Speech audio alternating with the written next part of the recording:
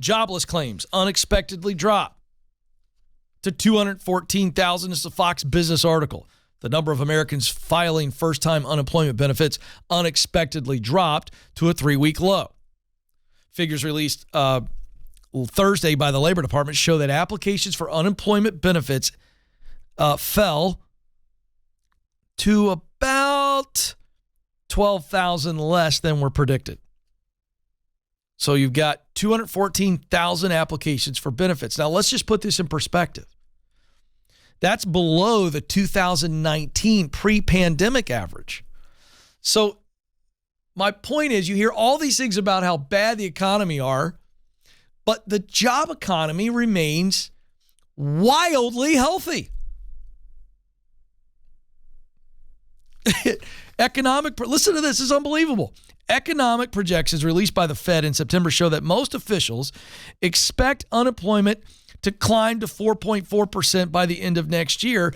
Currently, our unemployment rate is 3.7%. And do you know why all of these Fed officials expect it to climb? Because Jerome the buffoon Powell has said that's what we're trying to do. Direct quote from Jerome Powell, in case you guys think I'm picking on him, and I'm not. But I'm going to call it out. He's not a Republican, or I don't know how he votes. I don't care how he votes. But he's in charge of the Fed. And he is guilty for putting us in this position because of all the funny money that the Fed released in the form of payments and all the PPP loans that were forgiven consequently. And by the way, presidents and Congress, everybody gets their share of the blame. But this is a direct quote from Jerome Powell. We think we need to have softer labor market conditions, Powell said. And if we want to set ourselves up really light the way to another period of a very strong labor market, we've got to get inflation behind us. I wish there were a painless way to do that. There isn't. Well, Jerome, you got us in this situation. Now, let's just look at what he says. We want to set ourselves up to have a strong labor market. But in order to do that, we have to soften labor market. Now, can I just speak in a real language because I am of the people, by the people, for the people? Thank you very much. Fancy language is soften labor markets mean drive unemployment up. How do we drive unemployment up, Jerome? Oh, we create market conditions where companies lay people off. And the guy is openly saying this. And he's going like this. I'm sorry. There ain't no other way to deal with it. It's got to be painful. And I disagree. Now, some of you are going, okay, Ken, what's your plan? Oh, thanks for asking. I'll tell you. I would not do anything to drive up unemployment. Yes, I acknowledge, and I said it on this program just minutes ago, that what is keeping inflation at a stubborn high right now is the increase in wages. But that's already here. So you got to let it cycle out. It will eventually cycle out. I am a free market capitalist, which means I let the market fix itself. Do I like inflation? No, I don't. But can I tell you what I dislike more than inflation? Is artificially trying to adjust it by driving people to unemployment. That I hate. I don't dislike it. I hate it. Now, inflation is a real thing. Okay? It just is what it is. Go back and look, talk to your parents. If you're my age, I talked to my dad about what a candy bar cost back in the day. It was like a quarter or 50 cents, some stupid number.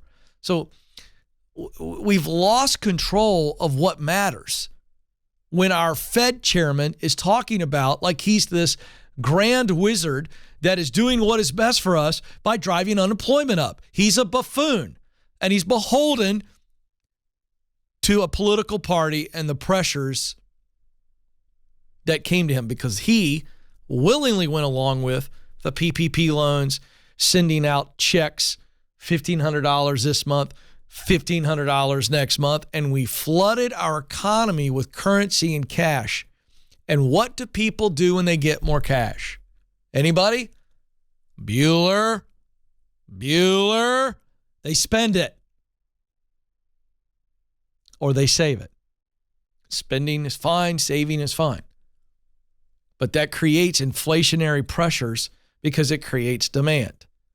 So, all that to say, you need to be aware that most economists that I respect are saying it looks as though we are, in fact, heading into a real recession in 2023. And if you work for a large public company or larger companies in a remote position, I'm warning you. I'm warning you and I'm begging you. I'm all for you having the opportunity to work remote. But hear me say that the first thing that major public companies and larger companies do when they hear the news, recession is coming, like Paul Revere, clippity-clop, clippity-clop, clippity-clop, recession is coming, you know? Let me tell you what they do. All right? They do the same thing, right, that the citizens of Boston did when Paul Revere made his legendary rides. They grab their guns, they get defensive, right? They start, and what do? Layoffs. I also reported on this show recently, it bears repeating again. 2 economists, one in Britain, one from Harvard, both said they've been studying the trend of remote work and how companies are analyzing it for multiple years before the pandemic. And they said, and I'm paraphrasing, that once companies figure out how to take your white collar, work from home on a computer job, and you're making $120,000 and they can get somebody on another continent to do it for half of that, they are going to kiss you goodbye. And kiss is a warm term. They ain't going to kiss you. They're going to tell you you're number one with a different finger, because that's what they do. And I'm warning you right now, you better be ready. People freak out. Weak leaders freak out when they hear the word recession.